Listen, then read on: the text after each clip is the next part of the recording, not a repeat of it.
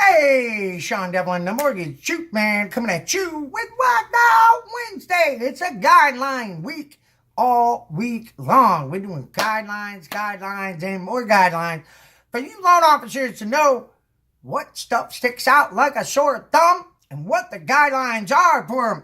So these are very basic, and I think a lot of times are the most commonly asked questions because either people don't have a reference or they don't look and study their guidelines. I don't know.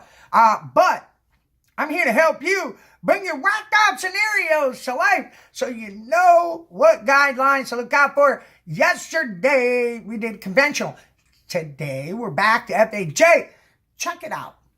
So, just some basics on, FHA. 96.5 is the purchase LTV. When you refinance, it's 97.75. A lot of people don't realize that. 85% cash out.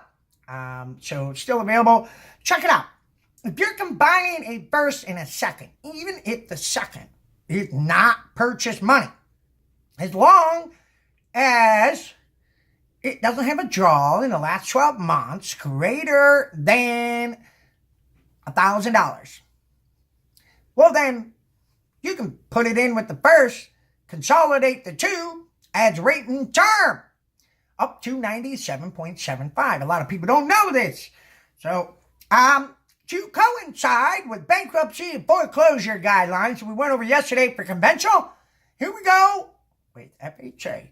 So the bankruptcy chapter 7 is 2 years.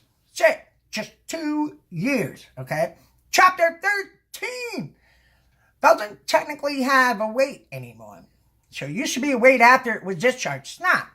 So what it is it's a 12-month must-have elapsed in the payment of the BK13. So it doesn't matter if it's discharged or not. She can do it in it. If you're in it currently, you have to get permission from the courts, obviously. Okay?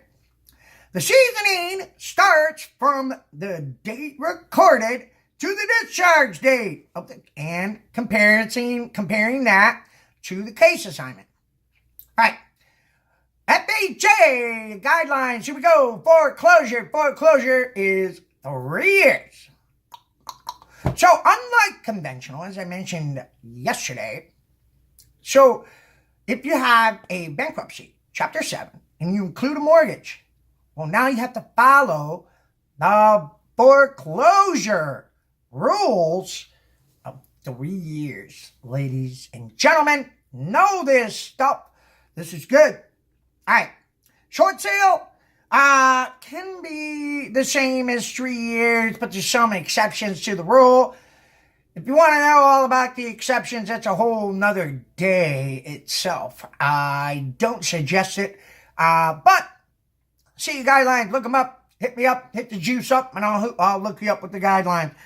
All right, so going into some of the additional questions when it comes to student loans, FHA just says 1% across the board, ladies and gentlemen. It's 1% of the balance. Very simple. VA student loans, just to throw it in there, can be deferred. So for 12 months, if they're assuming they're deferred. Can be a payment plan or due as 5% of the balance divided by 12 as your payment.